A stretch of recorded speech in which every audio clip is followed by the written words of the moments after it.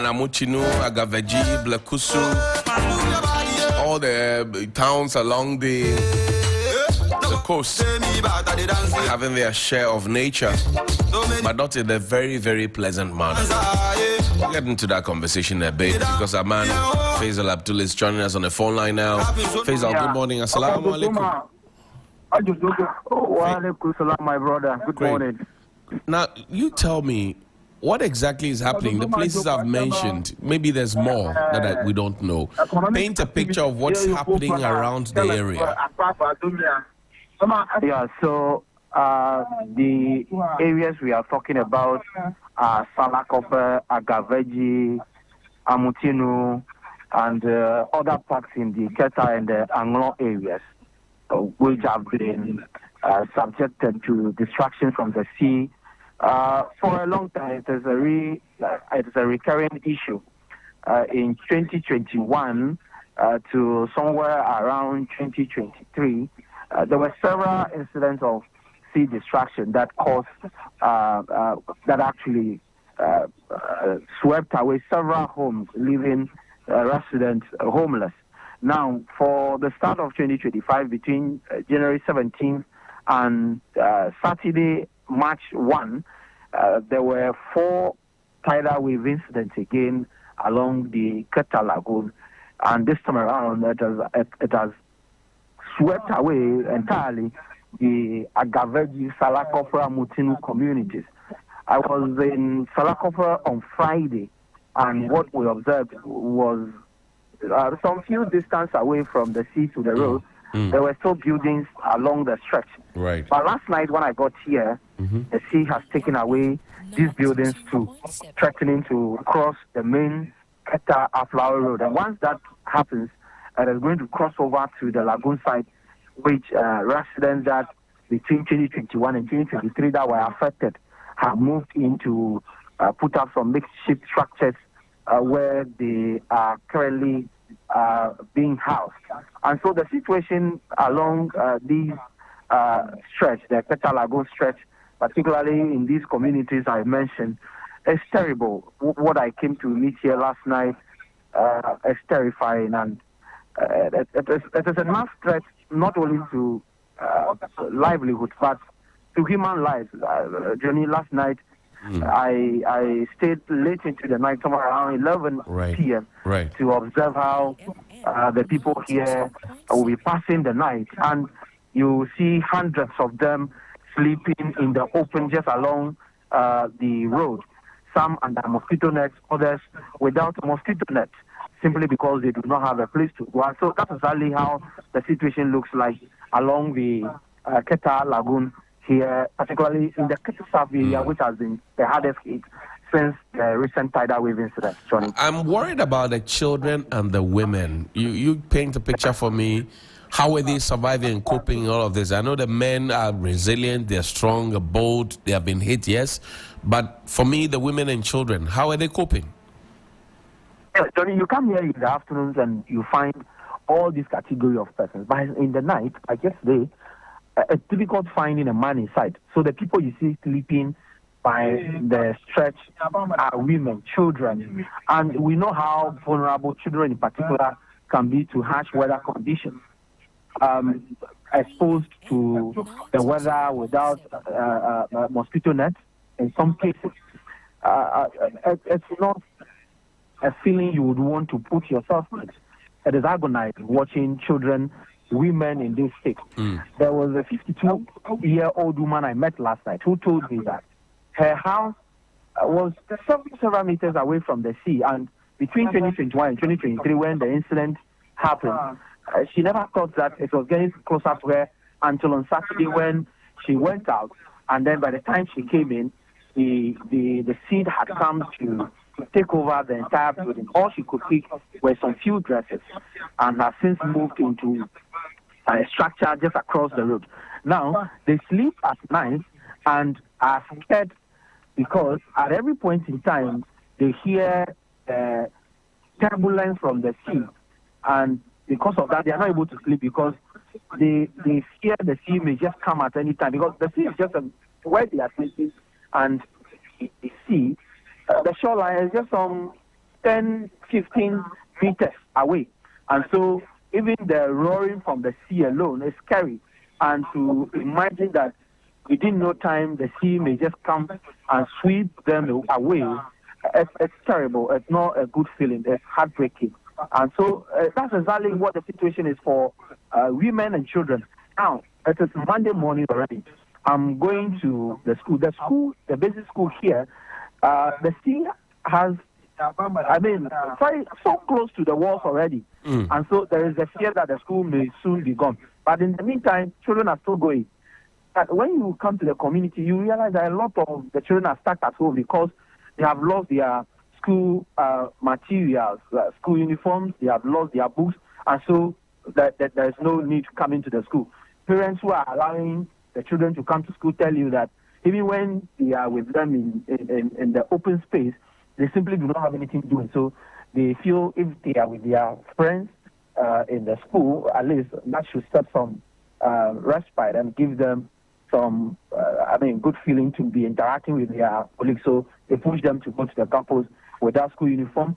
Some go there without books. Some go there without the necessary materials to what's the name, undergo any form of studies. And so that's exactly how the situation is for children. Right. That's how it is for women who have equally lost their, livelihoods, because a lot of them are fishmongers. Right. Their ovens have been taken away, so they are simply not engaged in any economic activity at the moment. I see. All they do is put their arms in their thighs, sit here, awaiting some miracle to happen. I will speak to Pascal in a bit. He is a NADMO person in that region. But finally, before you go, Faisal, the member of parliament for the area, Ablajifa Gomashi, how did she come there? Has she been there? What has she been telling the people? I would say that between 2021 and now, I have seen the MP here several times because I have frequented here a lot. Now, from January 17 to Saturday, I've been informed that she's been here twice already. On Friday, when I came here in the company of the regional minister with some relief items, they indicated that the relief items were brought at the request of the MP who had gone to see the interior minister over the issue, and the interior minister directed that the items be brought by NADMO, which they brought. And so, as far as the MP is concerned, I have been told she's been here twice already.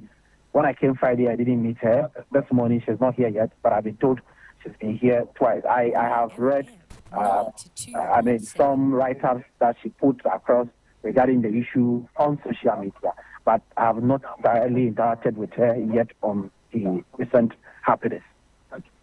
Faisal Abdul Idrisu, thank you very much, my brother. We're grateful that you could join us. That's our Volta Regional correspondent there. Thank you, my brother. And he spoke to us, and he's been on the ground, eyes and ears on the ground. Pascal K. Agbagba is the Emergency Operations Center person at NADMO in the Volta region. Pascal, good morning. Good morning, Johnny. And how are you doing? I'm doing well, sir. This situation that we all are shocked about and our hearts are troubled about, is NADMO equally worried about it in the Volta region? You're asking whether NADMO is worried about it? Is NADMO equally worried as we are worried here? We are mostly worried because we are a humanitarian organization. So once it's about people, we are the first to be worried before other people are involved, because it is our duty to make sure that when there's an adversity, we must make life very bearable for everybody. So we are worried equally as we are also worried. Now, have you sent relief items to these people, the people who have been affected, really? Yes, we have on 2 different occasions. On the first one, we were there with a few items from our regional outfit, together with the support of the regional minister, who provided about 500 bags of sachet water and a few other things. We went there with some relief items that we had in our store. There was no food item at the moment, so we went with non-food items. But on Friday, because of the situation, we have been speaking to our national outfit, and they have sent some relief items on Friday directly from Accra to the scene. Mm-hmm. So we were there with the Regional Security Council and the Regional Minister, and with our senior officers from the headquarters, NADWO headquarters, and the regional outfit. We presented some items. I don't know whether I have the permission to mention. Go ahead, please. Let's hear them. Yeah, we provided about 250 bags of rice. We provided 100 cartons of soap. We provided 50 cartons of cooking oil. We provided 1,000 pieces of mosquito nets. We provided 500 pieces of blankets. Then we provided about 50 bales of used clothing. Then we have plastic cups, plastic plates, and plastic buckets, and plastic bowls or basins. Those ones, about 500 pieces. So that's what we have done. Now, your job as NADMO is to prevent the disaster from happening, one, and then if it happens, you are supposed to manage it. How have you worked as an institution to prevent this disaster from happening? Over the period, we have been giving education, we have been doing sensitization, because our motto says that prevention pays. So we believe that when we prevent it, it is better for us than to wait for something to happen to say we are giving relief.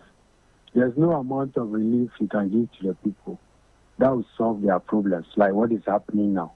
Even though we have provided some relief, it is not the solution to the problem. So we give education, we have been asking the people to relocate. And we have done efforts to get them relocated, but they will not budge. Now, because the situation is more terrible, when you talk to them, they say that, now if you can get a place for us, we are ready to move. Their difficulty has been that because they are fisher folks, when you move them to a higher ground where it is not closer to the sea or their livelihood is not there, then you must provide an alternative livelihood for them. Right. So we have gotten a higher ground, which is just across the road at the lagoon side, which is a higher ground which cannot be flooded. And from 2022, Ghana Gas has awarded the building of a 15-unit, 2-bedroom apartment for them to be putting up there. But unfortunately, the contractor left site and the work is uncompleted. We are told that the money is still available, but the contractor is not there. So through the regional minister, they are speaking to Ghana Gas to check to see if they can terminate the contract or re-award, or look for a contractor to come back to site, because they have awarded the project. Now, the question is, beyond this English that you and I are speaking, the people are sleeping in people's compounds, they're sleeping out there in the open, some without mosquito nets, some I see people lighting up mosquito coils to, just survive. And this did not happen overnight. This has been lingering for a very, very long time. How do you expect the people to find this answer you are giving me tenable in the face of the circumstances that they face? Johnny, you cannot blame them if they fail to accept all these things that we are saying, because it is true that whatever we are doing now is not the major solution to the problem. We are thinking that if they build a sea defense wall, the problem could curtail, because the sea defense wall is from Akro to control Peta through Keji to Blekusu. But we believe that they are suffering because it has ended, the growing has ended at their place. So we are thinking from our lay point that is how they are the hardest hit when the tides come. So we are all saying that if they are able to build a sea defense wall, it could solve the problem. Alternatively, they must get relocated from the area. Apart from that, if we are providing 1,000 pieces of blankets and all that, it is just to alleviate their plight. Like the way we are hearing that people are sleeping in that mosquito net and all that. I don't know how that is possible, because the figures I have here, as against the items we have provided, Almost every victim is supposed to be I have videos now on 3FM 927, our Facebook page, people sleeping without mosquito net. They just have their cover cloth over them, and that's all they have, and they're sleeping. This was taken around 11:30 p.m.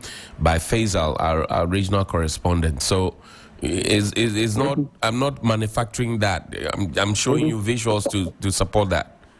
Yeah, Johnny, I'm not suggesting that you are manufacturing that. It is possible. It's a human institution because we are looking at victims.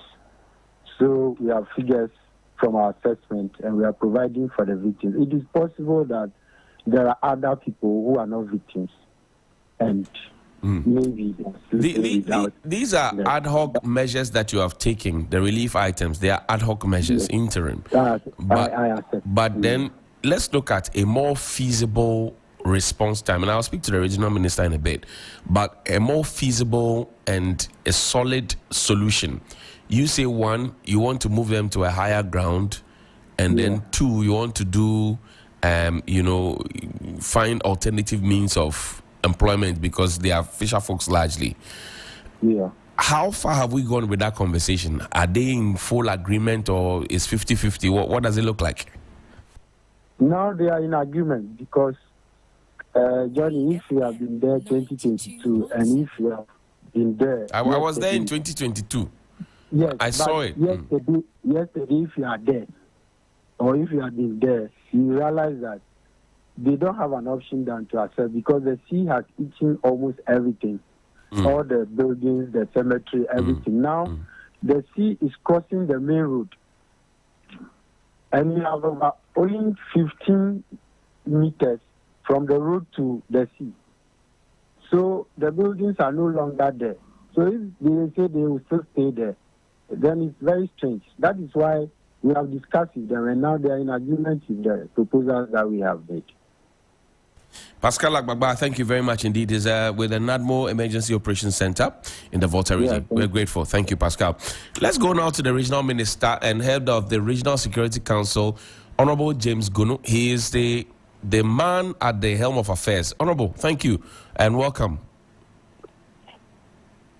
It's my pleasure. Honorable, this is not a good welcome at all for you. You are new in office and this is what you are met with. How do you feel?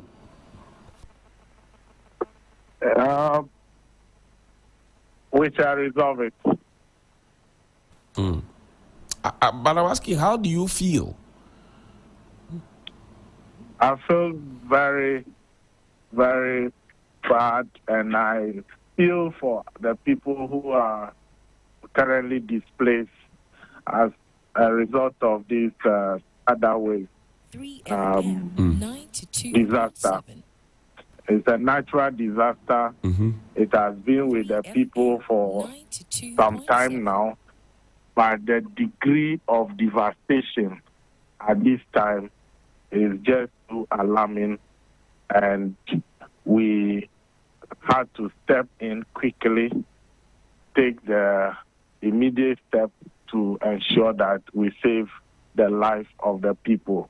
And that is what we are doing together with the NADMO. In fact, the Honorable Member of Parliament for the constituency, Honorable Ablaji Fagomashi, and myself, we reach out to the Minister for Interior, Honorable Muntaka Mubarak, and then the Defense Minister. So quickly, the NADMO came in with the relief items that Pascal Agbagba just mentioned. These are temporary measures, and they are short-term measures just to ensure that the people are safe first. The second one is that we need to get accommodation for them, and then the sustainable solution will be the construction of the defense wall. And for the past 8 years, I believe strongly that if the previous government had taken a step to construct this defense wall gradually, we wouldn't have gotten to where we have gotten now. However, we accept the responsibility. Now we are going to ensure that we save the life of our people, and government takes the necessary step to protect the coast, because now that the sea is gradually crossing the road, the road there has served as a defense, for the past few weeks. I've been in the area for, 3 or 2 times already with Environmental Protection Authority boss, and then recently with the Regional Security Council members. The sea is crossing the road, and the other side of the road, in my opinion, is far below sea level. So as the sea crosses the road, it puts the communities along the lagoon to danger. So we need to do everything possible. Even where the Ghana Gas is putting up a structure for the people to move, and the project has come to a halt. That particular place is even at that threat. The moment the sea crosses the road permanently, that structure, the whole structure there will go. So we have to protect that structure and make sure that the structure is complete for the people to move there. As we speak, some are putting up at the classroom blocks, some at the community center, others have moved to join their families elsewhere. So it's an unfortunate situation that we found ourselves in, and we are so much concerned about the people who have been affected by this particular disaster. I see. Now I'm looking at the bigger picture. You as regional minister, head of RegSeg, and quite unfortunate that this is the first welcome you have to get, and we're not talking about any other thing you are doing in the Volta region, but we're talking about this because people are badly hit. Relief items. It's not the first thing that is welcoming me. The first one that welcomed me was the water shortage in the municipality, and you fixed that quickly. I remember that. Has been fixed, and this one too shall be fixed. I can promise you. I like your confidence and your resilience and your forthrightness in fixing it. I remember that water shortage situation in Ho and how you fixed it and how the pump and etc. But then I am looking at a much more sustainable way. So Pascal mentioned, for example, that the Ghana Gas was putting up a certain quantum of flats. Are these enough, even if comes to fruition, if contractor comes back on site, are these enough to cater for the people? Actually, I'm told that is the first phase of the project, and it's about 15 housing units. And that may not be enough, but largely it will go a long way to resettle a number of households.